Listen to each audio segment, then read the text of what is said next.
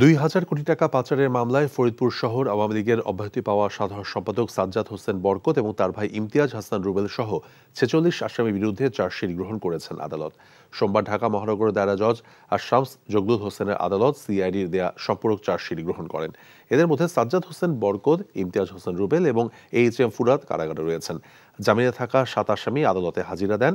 অপর ৩৬ জন পলাতক থাকায় আদালত তাদের বিরুদ্ধে গ্রেফতারি পরোয়ানা জারি করেছেন। একই সঙ্গে আগামী ৩০ মে গ্রেফতার সংক্রান্ত প্রতিবেদন দাখিল করতে বলেছেন আদালত। ২,০০০ কোটি টাকা পাচারের অভিযোগে ২০২০ সালের ২৬ জুন ফরিদপুর শহর আওয়ামী লীগের অব্যাহতিপ্রাপ্ত সাধারণ সম্পাদক বরকত এবং তার ভাই রুবেলের বিরুদ্ধে রাজধানীর কাফরুল থানায় মামলা দায়ের করেন সিআইডির পরিদর্শক এস.এম. মিরাজ আল মাহমুদ। বিকাশে কম খরচে ক্যাশ আউটের লিমিট বেড়ে ৫০,০০০, প্রিয় এজেন্টও ২টা।